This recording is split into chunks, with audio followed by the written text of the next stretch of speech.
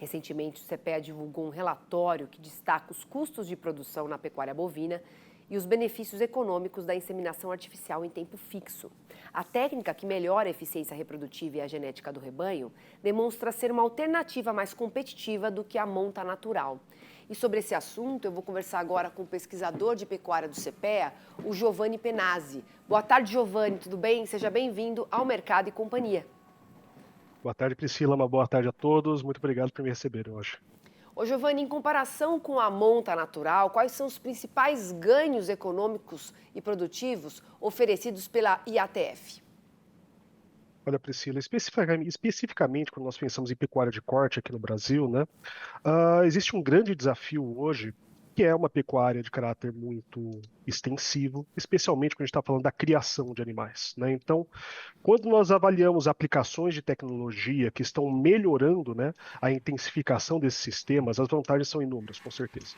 Alguns pontos que nós podemos destacar com certeza é que, especialmente para a pecuária de corte, esses pecuaristas possuem uma maior facilidade para a padronização dos seus lotes, né? Então a gente consegue observar um encurtamento na estação de monta desses produtores, muitas vezes conseguindo reduzir esse período aí, que usualmente, quando o produtor tenta controlar um touro na monta natural, isso aí pode facilmente se estender a 6 meses.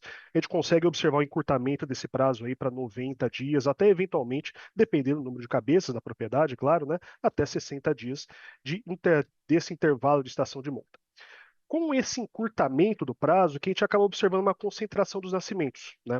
E claro, lotes que são padrão, né, na desmama de bezerros, com certeza possuem um valor agregado mais atrativo para o mercado. Isso é pensando na parte de comercialização dos animais, né?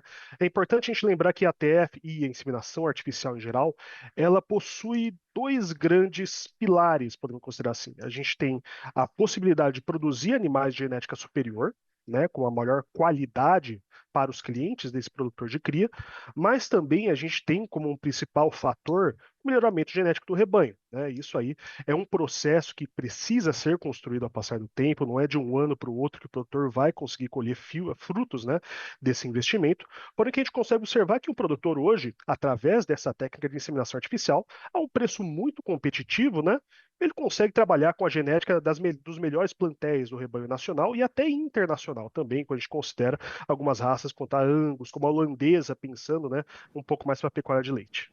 E quais são os principais fatores que influenciam os custos, né, da técnica de inseminação artificial em tempo fixo na pecuária? Apesar dos custos iniciais, a IATF ela é uma opção na hora de otimizar também os custos?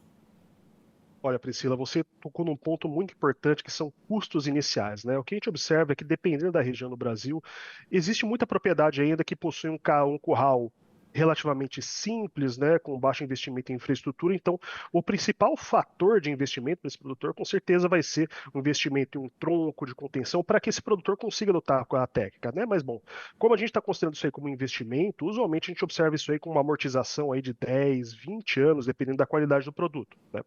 Mas a partir do momento que esse produtor está completamente trabalhando em cima desse projeto, né, já possui a infraestrutura necessária para trabalhar com a tecnologia, a gente observa que existem dois fatores principais, né, na composição desse custo.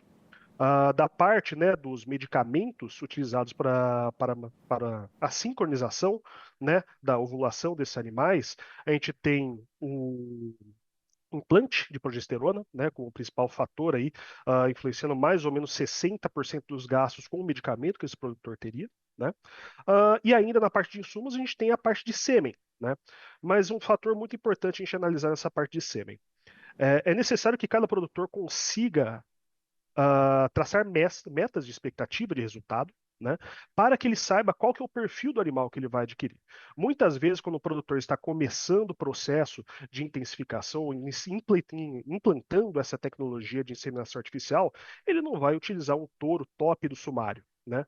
Muitas vezes, porque as fêmeas dele elas não estão aptas para receber esse tipo de genética e não vai ocorrer a resposta esperada. Né? Então, quando a gente observa, isso aí são dados do Index Asbia, né?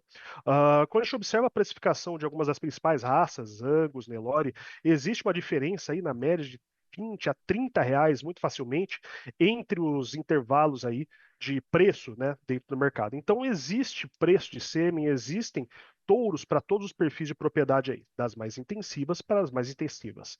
E finalmente, né, um custo que, apesar de muito produtor reclamar, é importante, né? Nós temos a mão de obra, né, queira ou não. Apesar de estar cada vez mais difundidas as tecnologias, existe um certo conhecimento já sobre os medicamentos, os hormônios que são utilizados durante o protocolo de inseminação artificial a tempo fixo, né? É importante sempre ter o acompanhamento de um veterinário, é importante sempre ter o acompanhamento de um técnico que seja qualificado, tanto para orientar o produtor dentro dos processos, desde a seleção do animal até o manejo de curral durante o dia de inseminação. E como a valorização do bezerro e do boi gordo impacta, né, a decisão do produtor em investir em ATF? Priscila, nós estamos no momento, pensando no fechamento de 2024, com um cenário muito mais positivo do que a gente começou esse ano, né? Então, nós observamos aí nos últimos indicadores do CPEA, quando a gente pensa no preço do bezerro, lá no Mato Grosso do Sul, preço do boi gordo, uma escalada bem significativa de preços, né? Uma certa recuperação dos preços do mercado, o que aumenta um pouco a atratividade ao produtor, ao pecuarista, né? Tanto para adquirir animais de genética superior, de maior qualidade, quanto ao criador também de investir nessa técnica.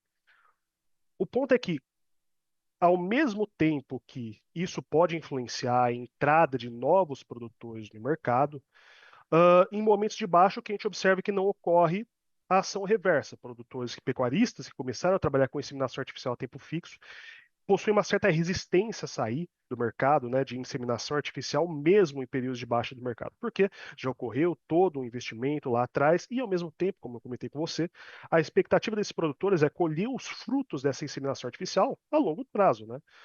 Pecuaristas, por exemplo, que inseminaram as suas vacas agora durante a estação de monta que a gente teve aí no final de 2024, a gente está na estação de monta agora, né?